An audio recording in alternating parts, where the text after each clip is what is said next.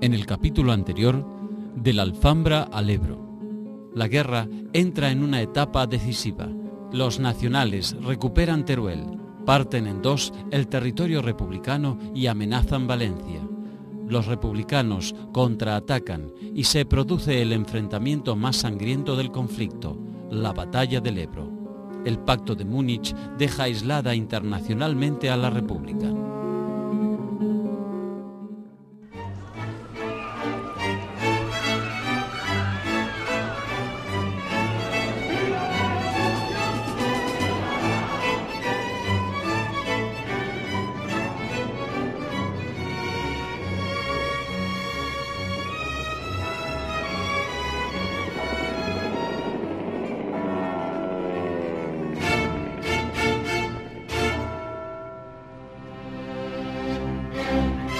Ofensiva sobre Cataluña.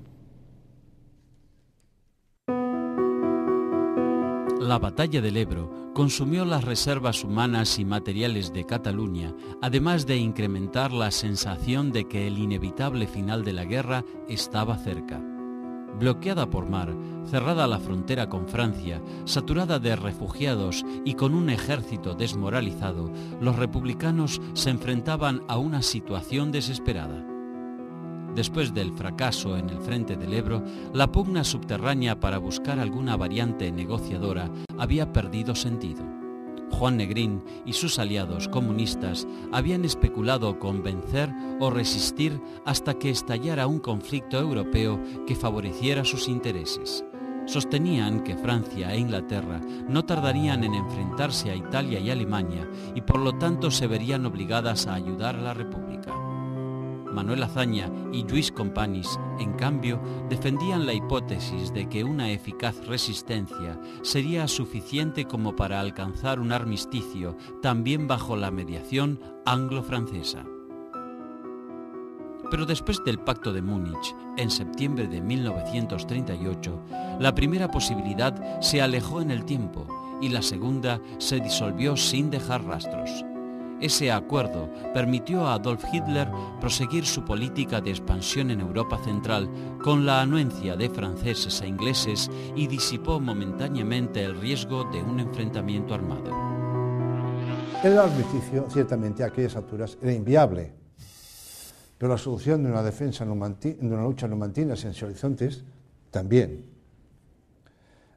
Lo que pasa es que Azaña y Companys, que estaban de acuerdo en acabar en la solución de armisticio que rechazaban Negrín y los comunistas, no estaban de acuerdo en un sentido. Azaña lo que no estaba dispuesto es a que Companys hubiese la crisis en que pudiese caer, que no cayó, Negrín, pero con argumentos de defensa de la autonomía catalana. Por otra parte, ni uno ni otro controlaban el ejército, que estaba en manos de Negrín y de los comunistas, por lo tanto, no tenían nada que hacer. La República debía arreglárselas sola y no contaba con energías suficientes como para remontar su debilidad militar. La situación en Cataluña era muy difícil hacia finales de 1938. Sus ciudades habían sido bombardeadas sistemáticamente durante todo el año. El número de bajas civiles y de daños materiales fue quizá el más alto de la guerra. Esta circunstancia había provocado una gran desmoralización, incrementada por el aluvión de refugiados que aumentó las penurias de los catalanes. Para fines de 1938 se calculaba que los refugiados de otras regiones de España llegaban al 1.000.000, una cifra que había terminado de desarticular su economía. La desocupación y la mendicidad crecieron. La Generalitat tuvo que crear un comisariado especial para encargarse de las necesidades de los recién llegados, pero los conflictos con los residentes autóctonos se hicieron frecuentes. El racionamiento no podía resolver los problemas alimenticios. Floreció el mercado negro, en medio de una inflación galopante y el acaparamiento de productos esenciales. El hambre y la falta de medicamentos incrementaron la mortalidad de niños y ancianos y favorecieron la difusión de enfermedades infecciosas. Ya en el 37 empieza a no poder facilitar la Generalitat ni arroz, ni huevos, otros productos que les faltan a alguna parte del campesinado, ¿no? Entonces, ¿qué pasa? Empieza la retención, la ocultación y la venta a precios superiores, ¿no? El hambre hizo que en 1938 solamente se pudiese tomar leche, por ejemplo, en Barcelona, una vez cada 15 días y con receta médica. O sea que fue realmente una penuria muy grave. A los problemas sociales y económicos se agregó el político, cuando el gobierno de Negrín se instaló en Barcelona. El gobierno central siempre había mirado con recelo la autonomía catalana. Eran frecuentes las acusaciones sobre la falta de colaboración de Cataluña en el esfuerzo de guerra o los rumores sobre complots separatistas con ayuda francesa y el visto bueno del dictador italiano Benito Mussolini.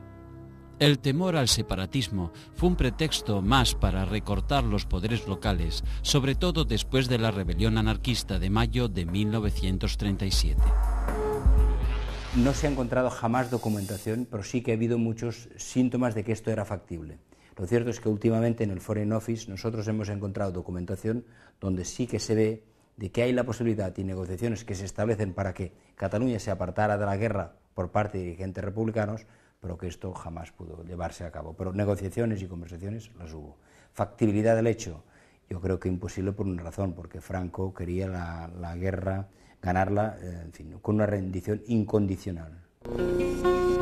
Según el coronel Vicente Guarner, al final de la guerra, Cataluña se encontraba agotada y desmoralizada. Se hacía obsesionante la absorción por parte del gobierno central del doctor Negrín, trasladado a Barcelona y superpuesto al gobierno de la Generalitat, casi inexistente y tratado sin respeto ni ninguna clase de consideración. El Estatuto de Cataluña, parte integrante y derivada de la Constitución, fue arrinconado y quedaron anuladas las facultades de la Generalitat en derecho político, administración de justicia, orden público, industria, economía, finanzas e instrucción general. Cataluña se convirtió en un país ocupado política y militarmente por un gobierno y un ejército extraños, que no dieron la menor muestra de sentimientos fraternos y cordiales de solidaridad peninsular.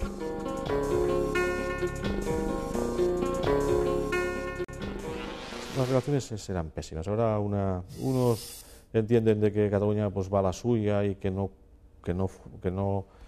participa del esfuerzo de la guerra, que es lo que el gobierno central quiere, y los otros piensan que el gobierno central pues los maltrata, que no los tiene en cuenta, que exprime todo lo que puede de Cataluña haciendo un discurso contrario, ¿no?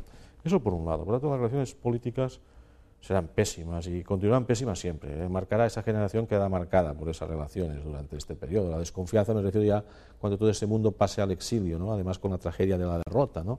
Todo eso quedará permanente. La guerra provocó en los dos bandos el reverdecer de un nacionalismo casi extremo. Republicanos y franquistas se acusaban mutuamente de ser cómplices de una intervención extranjera que ambos apañaban por conveniencia. La necesidad de exaltar ese discurso y fortalecer el centralismo para tratar de ganar el conflicto bélico llevó a Negrín a obsesionarse con las protestas catalanas por su autonomía mancillada. Según el secretario de Defensa, Julián Zugazagoitia, el presidente le dijo: «No estoy haciendo la guerra contra Franco para que nos retoñe en Barcelona un separatismo estúpido y pueblerino. No hay más que una nación, España. Antes de consentir campañas nacionalistas que nos lleven a desmembraciones que de ningún modo admito, cedería el paso a Franco sin otra condición que la de que se desprendiese de alemanes e italianos». Las acusaciones de deslealtad a Cataluña servían para desacreditarla y para justificar, por lo tanto, la política de minimización de la autonomía catalana en la segunda parte de la Guerra Civil. El grupo de ejércitos de la región oriental, al mando del general Juan Hernández Saravia, contaba con dos grandes unidades de combate. El ejército del Este, desplegado entre Lérida y la frontera francesa, a cargo del general Pozas Perea, no había participado en la batalla del Ebro. conservaba su potencial, además de operar en una zona montañosa más apta para la defensa. En cambio, el ejército del Ebro, conducido por Juan Modesto, no había logrado recuperarse del desgaste.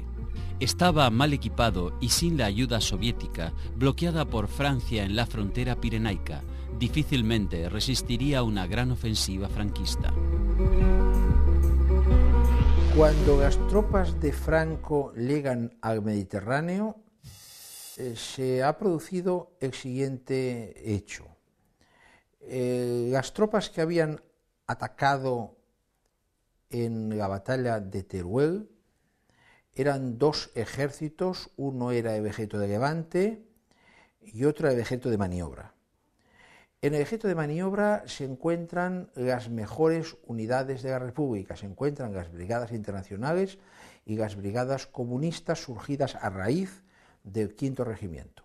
Ese ejército es el que más ha padecido la batalla, ese ejército está destrozado. El ejército de Levante se encuentra todavía en una buena situación. Cuando las tropas de Franco cortan el territorio republicano, se encuentra que al norte no tiene nadie y al sur tiene todo el ejército enemigo. Para retrasar el ataque, el general Vicente Rojo planeó algunas acciones de distracción a cargo del grupo de ejércitos del centro mandados por el general José Miaja, que no tuvieron el éxito esperado. El llamado Plan P fue uno de los diseños más brillantes y audaces de la guerra civil. Consistía en 3 ataques sucesivos.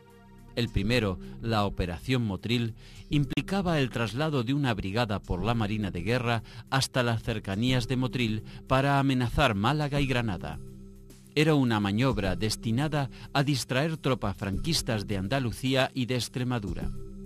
5 días más tarde, 3 cuerpos de ejércitos republicanos romperían el frente de Córdoba y avanzarían hacia Peñarroya para dejar abierto el camino a Sevilla. 12 días después de Motril, el tercer ataque mandado por el coronel Segismundo Casado cortaría las comunicaciones enemigas del frente de Madrid con Extremadura. Rojo sostenía que frente a esta amenaza, Franco se vería obligado a suspender o posponer el ataque a Cataluña para recomponer su situación en el sur. Pero casi todo ello se redujo a los proyectos. Faltaban armas, aviación sobre todo, y entusiasmo. El derrotismo atenazaba al ejército republicano. Los preparativos se realizaron con extrema lentitud y tanto Miaja como Casado no parecieron entusiasmados con el plan. Finalmente, la ofensiva anfibia sobre Motril se interrumpió porque Miaja y el jefe de la flota, el almirante Buiza, la consideraron irrealizable. En sus memorias, Rojo señaló: La batalla de Cataluña comenzamos a perderla al suspender la operación sobre Motril. El general Miaja son estos generales donde los historiadores a veces cuando decimos estas cosas, en fin, tenemos que ser personas críticas, ¿no?, con el pasado, que se le construyó, se le mitificó como figura, pero después militarmente no tuvo un comportamiento, digamos, muy exitoso, ¿no? Y lo cierto es de que muchas de estas operaciones militares que se dibujaron en un despacho eran absolutamente impracticables porque no había capacidad bélica para enfrentarse a la capacidad militar que tenía el ejército franquista, no solamente por el número de hombres, que esto en ningún lado faltó nunca, sino por el apoyo que los nazis, es decir, la ayuda alemana y la ayuda fascista italiana hacían inviable cualquier proyecto militar de este tipo en estas alturas de la guerra. Rojo intentó seguir con el proyecto y ordenó atacar Granada el 24 de diciembre. La escasez de medios de transporte y la desconexión de estos servicios impidió el desplazamiento de las tropas. El último intento por descomprimir la situación de Cataluña fue la batalla de Valsequillo o de Peñarroya, que formaba parte del Plan P. Fue concretada por el impulso del jefe del Estado Mayor de Miaja, general Matallana, y la dirección se confió al jefe del Ejército de Extremadura, general Escobar. Yo siempre he visto, cuando he leído, he analizado esos planes, que eran planes teóricamente muy buenos, pero bueno, los planes para realizarlos necesitas que los medios, tanto militares como políticos, permitan esos planes. Yo pienso que eran planes absolutamente irrealizables. La ofensiva se inició el 5 de enero de 1939 y en los primeros 4 días los republicanos consiguieron penetrar entre 30 y 40 kilómetros.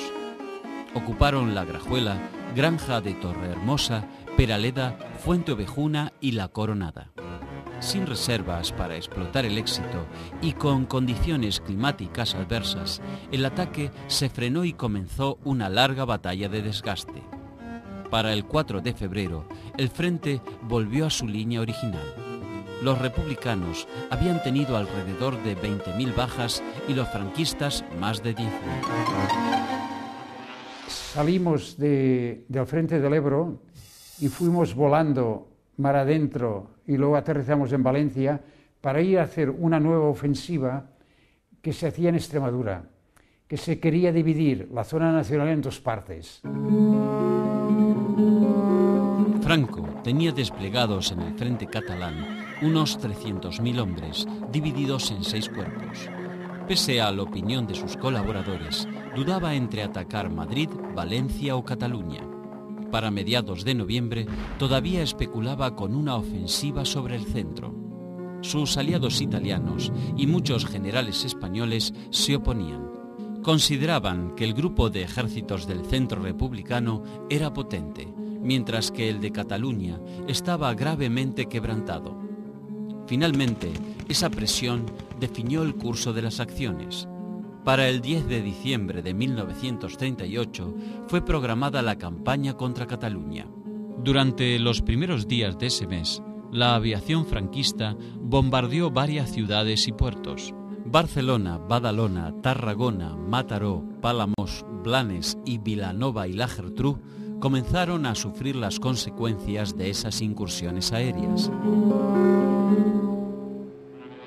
Cuando Churchill apela en plena batalla de Inglaterra, cuando los bombardeos de la V2, etcétera, lo que hacen los alemanes desde Francia, apela que tengan el coraje del pueblo de Barcelona, porque es la primera gran ciudad bombardeada en la historia de la humanidad. Entonces estos bombardeos responden a 2 hechos. Un hecho es de que las líneas ferroviarias que vienen de Francia, lógicamente, el lugar donde vienen a depositar material que puede ser objetivo de transformación para material bélico en contra del franquismo. Todas estas fábricas en zonas portuarias e industriales de Cataluña son todas bombardeadas continuamente. Algunas poblaciones del interior como Les Borges Blanques, Cervera y Gavà también soportaron ataques. Los bombardeos a ciudades de la retaguardia fueron inaugurados durante la Guerra Civil Española y Cataluña fue un terrible banco de prueba para esta clase de tácticas militares. Se calcula que 5.000 personas murieron en diferentes localidades catalanas por efecto de las bombas arrojadas desde el aire. Lo que es indudable es de que algún bombardeo, el del 17, 18, 19 16, 17 y 18 de marzo de 1938 sobre el centro de la ciudad, este es un bombardeo con la voluntad, primero, de perjudicar a la población civil, produce una mortandad extraordinaria en 3 días, y después una cosa muy evidente, demostrar que, a pesar de las presiones del Vaticano, hay una voluntad, digamos, de herir a la población en la retaguardia, sin importarles, y esto lo que hace, una cosa muy importante, es que la moral de la población se resquebraja, se rompe. La gente siempre dice, ¿dónde están los nuestros? Sus bases estaban en la isla de Mallorca. Mallorca quedó en zona sublevada, en zona fascista, desde julio de 1936. Y desde estas bases aéreas, la aviación italiana se dedicó a bombardear puertos, ciudades. Ahora, hubo muchos de esos bombardeos que su único objetivo era causar el terror y matar cuantas más personas mejor. Claro, eso entre que era un arma nueva, había pocas posibilidades de defensa. Pues un mes y otro mes y otro mes, pues acabó siendo causa de una profunda desmoralización, ¿no? El mal tiempo retrasó la ofensiva terrestre nacional hasta el día 23. Aunque el Papa solicitó una tregua navideña, Franco no aceptó más dilaciones. Las tropas, al mando del general Fidel Dávila, iniciaron el ataque. En el centro del dispositivo republicano, la 26ª División resistió apoyada en el Segre. Más al sur, el CTV italiano se enfrentó con 2 brigadas del ejército del Ebro que se colapsaron casi sin lucha. La división Litorio del CTV avanzó rápidamente por la brecha, mientras que el cuerpo de Navarra, al mando del general Solchaga, lo hacía con lentitud. La falta de coordinación y las desavenencias entre italianos y franquistas no eran nuevas. No se demoró mucho, ¿no? Fue sobre la marcha, vamos, empezaron a avanzar sencillamente cuando llegaron y nada más, no se demoró, ¿no? No creo que hubieran podido ir más deprisa tampoco. No, claro, el ejército aquel republicano era muy peligroso, ¿eh? Podía pararse y hacer un daño verdaderamente grande. Y claro, ya si se está ganando la guerra tampoco es como para tener 2.000 muertos más, a ser posible sin muertos, ¿no? Pero vamos, quiero decir que esas precauciones se tomaban. El segundo día de combate, los cuerpos republicanos V y XV acudieron a tapar la brecha en el frente del Ebro y recibieron la mayor concentración de fuego artillero y aéreo vista en España. Luchaban en campo abierto, sin el abrigo de fortificaciones y sin posibilidades de relevo. El cuerpo expedicionario italiano ocupó Casteldons y cruzó el canal de Urgel, y su división Flechas Negras alcanzó la carretera Lérida-Tarragona. El 3 de enero de 1939, el frente del Segre se rompió en Monteró y los franquistas avanzaron hacia Artesa de Segre, que cayó al día siguiente. El 7 de enero, Rojo se vio obligado a ordenar el repliegue hasta la segunda línea de defensa. En 2 semanas, los republicanos habían consumido la mayor parte de sus recursos. Para colmo, los consejeros soviéticos comenzaron a abandonar España. El líder comunista José Stalin se desentendía de la suerte de la República. La sociedad exprimida, humanamente, el ejército ya no puede rehacer las bajas, porque ya después de 17 años ya no queda, ¿no? Es decir, más la situación de hambre, etcétera, derrotismo, etcétera, pero también ya de una clase política, incluso en el gobierno central. Negrín cada vez está más aislado en su política de resistir, dentro del gobierno, dentro del Partido Socialista, incluso en una parte del ejército. Es él y el Partido Comunista en este momento que resisten, ¿no? Bueno, pero la derrota es una derrota que hay toda una suma de factores, pero claro, la derrota es militar. El 11 de enero, los franquistas reanudaron la ofensiva. En la provincia de Lérida, el cuerpo de Aragón tomó Belpuig y Mafet. En la de Tarragona, los italianos ocuparon Solivella, y el cuerpo de Navarra, la Espulga de Francolí, el pueblo y monasterio de Poblet y Montblanc. Al día siguiente, Juan Negrín ordenó la movilización general de reservistas y la militarización de industrias y empresas de interés bélico, pero ya era imposible cumplir con esas disposiciones. De los 90.000 republicanos del frente, solo 60.000 contaban con fusiles. Su artillería era 5 o 6 veces menos potente que la franquista y la aviación había sido borrada del cielo. Se intentaba, si habían aviones disponibles, que siempre habría alguno, pero en cambio hubo un bombardeo en el interior de Cataluña, que era una población que llaman Granollers, que allí murió mucha gente, en Barcelona vivía mucha gente. Lo que pasa que en esas capitales había un servicio de refugios antiaéreos muy bien hechos. O sea, la población, si sentían ya, si iban rápidos, se podían esconder en refugios que aún existen algunos, en Barcelona. De estos refugios de la guerra aún existen y los enseñan, que eran hechos con ladrillo, con una especie de galerías, que allí podía pasar unas horas para evitar el bombardeo. Pero los aviones en acción no podían estar cubriendo Barcelona por si bombardeaban. Tenían que estar en otro sitio, en el sitio donde el Estado Mayor pues los mandaba. El 15 de enero, las tropas de Yagüe ocuparon Tarragona prácticamente sin combatir. En ese momento el gobierno francés autorizó el paso de las armas soviéticas por la frontera, pero era un gesto tan simbólico como inútil. De muy poco servirán esos pertrechos a un ejército virtualmente desintegrado. El Estado Mayor republicano planteó crear una última estructura defensiva en torno a Barcelona, similar a la que había salvado a Madrid en el primer verano de la guerra. Pero la situación distaba de ser parecida. Un ambicioso proyecto de fortificaciones debió reemplazarse por otro más modesto, que se reducía a Barcelona y a la zona de Figueras. El 21 de enero, la 196 Brigada, enviada desde el Ejército del Centro, se integró al frente. Su llegada generó una ráfaga de optimismo que se desvaneció muy pronto. En pocas horas, sus hombres se desperdigaron y se unieron a la masa de fugitivos y desertores que se dirigían a la frontera francesa.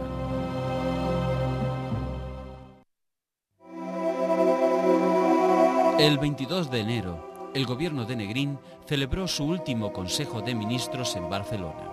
Se acordó declarar el estado de guerra en todo el territorio de la República. Esa medida no se había tomado a lo largo del conflicto para remarcar la preeminencia de las autoridades civiles sobre las militares en su zona. Todo lo contrario a lo que ocurría en el bando franquista. La declaración careció de sentido en Cataluña, pero más tarde tendría consecuencias en Madrid, al facilitar el golpe del coronel Segismundo Casado. El 23 de enero, Negrín y los miembros del gobierno abandonaron Barcelona para instalarse en Gerona.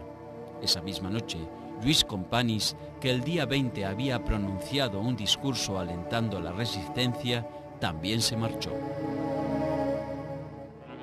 Hay que aclarar que Companys no se marcha, sino que el gobierno Negrín le dice que se tiene que marchar. Es decir, la orden de evacuación general de toda la administración y de toda la policía, de toda la guardia de asalto, o sea que Barcelona se quedó sin policía, durante 24 horas en que parece un milagro que no hubiese excesos. Entonces, Companys hace su arenga de resistencia a cualquier precio, y al cabo de 2 días se va, lo cual lo desacredita mucho, y cuando le preguntan a Negrín, ¿y cómo me ha hecho usted hacer esto? ¿Por qué no lo hizo usted eso, ese discurso? Dice, porque usted no tenía por qué saber lo mal que estaba la situación. O sea, claro, Companys se dejó impulsar por Negrín a hacer una arenga que evidentemente no benefició su imagen, porque al cabo de 2 días salían todos en dirección a Girona. La defensa de Barcelona estaba a cargo de un conglomerado de unidades incompletas y desorganizadas.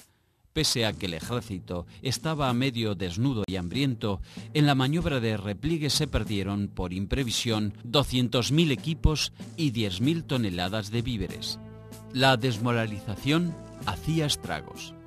En la 43 División desertaron los 3 jefes de brigada y el 15º Cuerpo quedó reducido a 2.000 hombres para enfrentarse a italianos, navarros y marroquíes.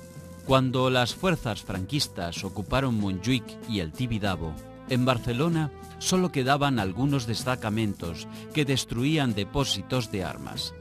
Mujeres y niños hambrientos, en tanto, asaltaban los almacenes de alimentos.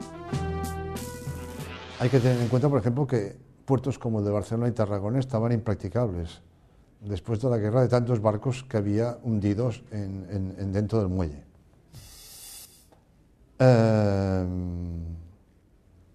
A estas víctimas hay que añadir una cantidad notablemente superior, casi del doble, de personas que no mueren de muerte violenta, pero que superan en mucho la media de los últimos años anteriores a la guerra civil, que eso quiere decir personas débiles o ancianos o niños que mueren por falta de cuidados, de suficiente alimentación o de medicamentos como causa, o sea, que son muertes de más, no causadas directamente, pero sí indirectamente por la guerra. Y después pues, están los 70.000 que mueren en combate o de heridas no de frente, hubo heridas en la retaguardia, ¿no? El ejército, mandado por el general Dávila, penetró en la ciudad en la tarde del 26 de enero de 1939. Los partidarios de Franco se lanzaron a la calle para clamar a las columnas.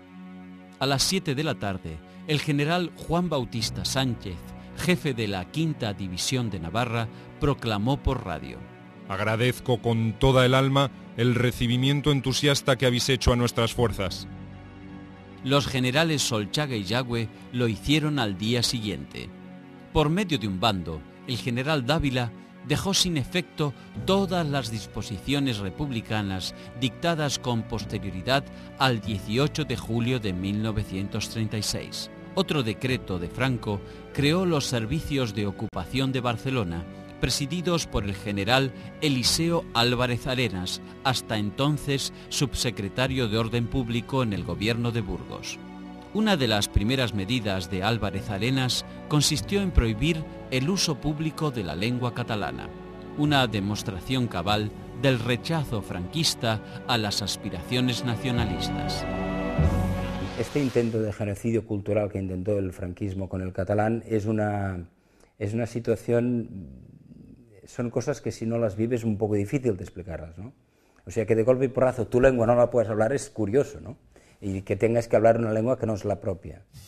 Pero lo cierto es que hubo sectores en Cataluña de personas que habían participado en la guerra y que habían sufrido consecuencias de la revolución y represalias en la época revolucionaria, que, aunque fuera un sector minoritario, colaboró con esto, con el franquismo. Es decir, Cataluña pierde la guerra sin lugar a dudas, porque su cultura, su proyección, su personalidad, sus instituciones son perseguidas hasta el extremo de secuestrar al presidente de la Generalitat de Cataluña, que es el único presidente en Europa Occidental secuestrado por los nazis con la policía española y después de un consejo de guerra, que es una burla de la justicia, ejecutado. Pero a la vez la situación que se vive es una situación de perjuicio generalizado sobre esto, ¿no? Todo lo que es identidad catalana se persiguió, todo sin excepción. Lo cierto es de que en aquel momento en Cataluña había mucha gente, yo soy de un pueblo del interior de Cataluña, una familia trabajadora, en que mucha gente no sabía hablar castellano. No existía la radio, no existía la televisión, estos medios no existían, ¿no? En España no existían, ya existían inventados en el mundo, pero en España llegaron hasta los años 60, ¿no? Y esto explica de que muchas personas esto lo vivieran con una gran afrenta personal, lo vivieron con mucha dificultad, incluso gente que se proclamaba franquista, ¿no? Había esa separación, iban a separarse, los catalanes estaban prácticamente separados. ¿Qué pensaban los militares? Pues mi obligación es acabar con la separación, como militar, como un pobre soldado de caballería, vamos, pero yo eso en contra.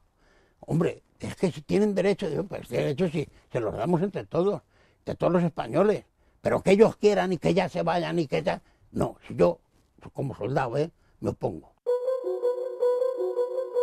El ejército franquista continuó su inexorable ofensiva. El 27 y 28 de enero, sus avanzadas ocuparon Badalona, Mataró y Granollers.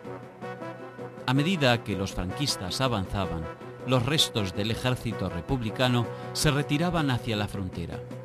El éxodo de soldados y pobladores convertían las carreteras en un caos. El 29 de enero, las tropas nacionales alcanzaron una línea discontinua desde Orgañá hasta Mataró. Allí se les asignó un nuevo plan de operaciones. Los marroquíes permanecerían en reserva. Los 5 cuerpos restantes avanzarían paralelamente hacia la frontera. El CTV debía detenerse a la altura de Flaçà-Torroella de Montgrí, para no despertar los recelos de Francia. La mayor preocupación era evitar que lo que quedaba de la aviación republicana pasara a la zona de Madrid. Para acortarle el paso, la Legión Cóndor se concentró en Lérida y Sabadell y los italianos en El Vendrell y Reus. La guerra civil en España, en la zona, los nacionales ocuparon Barcelona en enero del año 39, pero en la zona sur terminó la guerra en marzo del 39, que cuando los pilotos compañeros míos ya estaban en Francia, en campos de concentración, nosotros todavía luchábamos en la zona de Cartagena, Albacete, Extremadura, el sur de España. Nosotros todavía teníamos combates y hacíamos cosas. Y claro, la guerra pues ya estaba prácticamente perdida. Muchos presos políticos quedaron en las cárceles y fueron liberados por las tropas franquistas. Otros contingentes fueron liberados en el camino o cruzaron las fronteras con sus guardianes. Pero también hubo ejecuciones. En Pont-de-Molins fueron fusilados 42 prisioneros, entre ellos el obispo Polanco y el coronel Rey d'Harcourt, jefe de la guarnición de Teruel.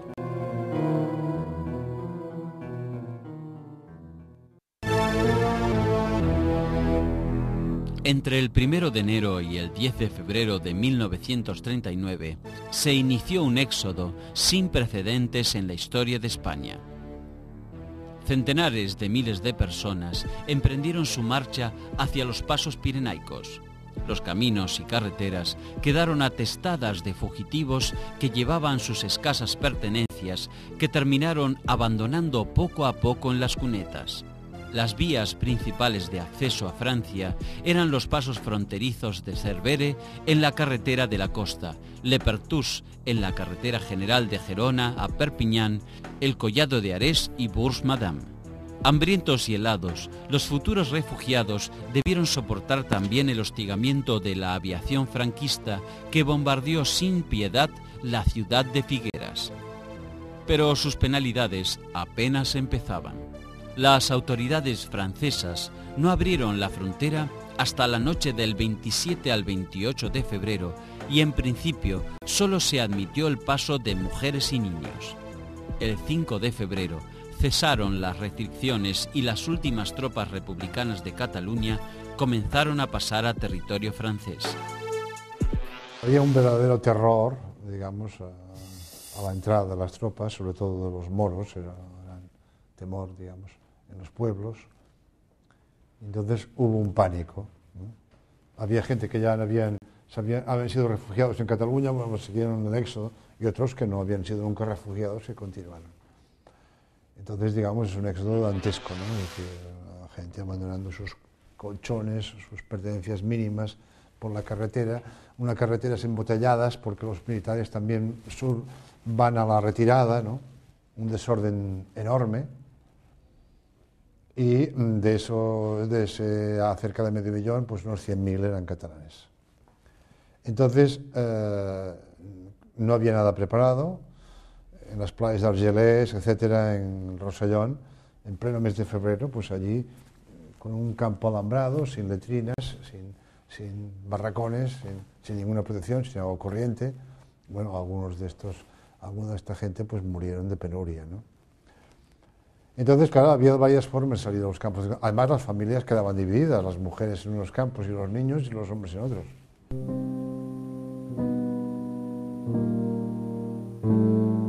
Alrededor de 500.000 de personas tuvieron que iniciar una nueva vida en condiciones precarias, hacinados en campos de refugiados improvisados y víctimas del frío y todo tipo de enfermedades infecciosas.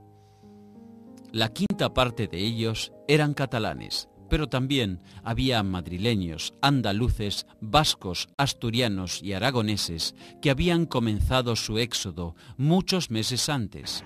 Alrededor de 330.000 de esos fugitivos optarían por retornar a España. Aproximadamente 120.000 se quedaría en Francia y un total estimado de 50.000 emigraría a otros países. Los niños se van separando, se los empieza a distribuir por Francia, unas condiciones como mínimo decentes, pero a los hombres, en la parte de las mujeres, se les va encerrando en arenales, en esos arenales, que hoy en día son zonas turísticas, es imposible reconocer, son zonas todas construidas de chalet ya, porque es la zona de la costa, la costa francesa, bueno, Cataluña Norte, ¿no? Hasta 1699 formaba parte de la propia Cataluña.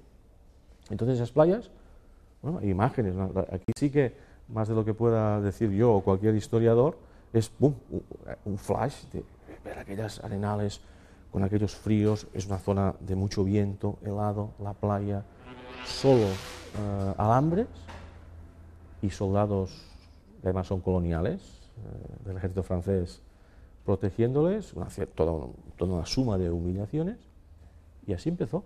A partir de aquí, bueno, las condiciones fueron mejorando, los campos se fueron vaciando, una parte de esa gente volvió, por distintos motivos, y otros empezaron caminos de todo tipo. Unos fueron a batallones franceses a trabajar, otros se fueron hacia Sudamérica, Centroamérica, otros a la URSS, y otros, pues como sabemos, al cabo de poco tiempo, inmersos en la Segunda Guerra Mundial, pues terminaron en los campos de exterminio nazis, ¿no? El gobierno de Negrín, en tanto, no pudo permanecer mucho tiempo en Gerona. El 1 de febrero se celebró la última sesión de las Cortes en el castillo de Figueras. Allí, Negrín insistió con que se seguiría la lucha desde Madrid y formuló la última iniciativa de paz. Se basaba en 3 puntos: independencia de España, iniciativa para que el pueblo español eligiera su régimen de gobierno y el cese de toda persecución y represalia. El 5 de febrero, el presidente Azaña, Giral, Martínez Barrio y algunos jefes militares y familiares cruzaron la frontera. Ese mismo día iniciaron su exilio los presidentes Lluís Companys de la Generalitat y José Antonio Aguirre del País Vasco. El 9 de febrero fueron Negrín, el general Rojo, el ministro Julián Zugazagoitia y otros dirigentes republicanos quienes atravesaron el puesto fronterizo de Lepertus. Pocas horas más tarde, las tropas navarras ocuparán el lugar. Franco ya controlaba todas las comunicaciones terrestres con Francia. La frontera quedó definitivamente cerrada para los fugitivos.